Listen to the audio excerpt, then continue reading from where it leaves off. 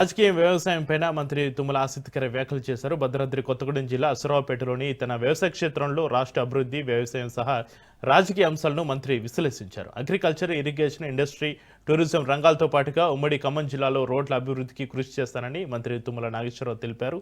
BRS ప్రభుత్వ హయాంలో భద్రాద్రి సీతారామచంద్ర స్వామి temple అభివృద్ధికి నోచుకోలేదన్నారు. సీఎం రేవంత్ రెడ్డి ప్రభుత్వంలో భద్రాద్రి టెంపుల్ పునరుద్ధరణతో పాటు విస్తరణ పనులు జరుగుతున్నాయని తెలిపారు.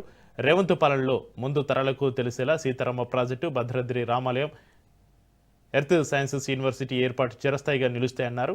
సేంద్రియ వ్యవసాయాన్ని ప్రోత్సహించాలని సూచించారు. తెలంగాణలో 10 లక్షల ఎకరాల్లో ఆయిల్ ఫామ్ సాగు విస్తరణ లక్ష్యంగా పనిచేస్తున్నామన్నారు.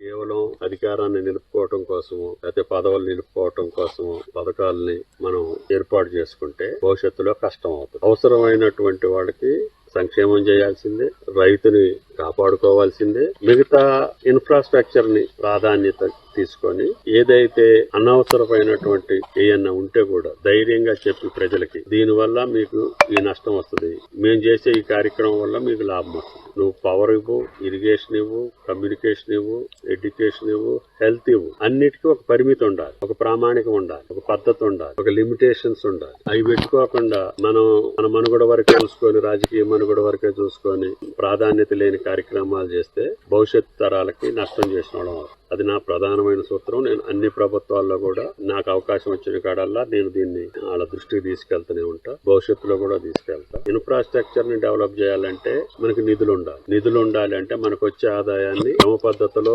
నిర్ణీత పద్ధతిలో సంక్షేమం ఎవరికి చేయాలి, రైతులకి ఏం చేయాలి, యువతకి ఏం చేయాలి, మహిళలకు ఏం చేయాలి, ప్రాధాన్యత పెట్టుకొని అవసరమైనటువంటి వాళ్ళకి చేస్తే అది ఉపయోగపడుతుంది.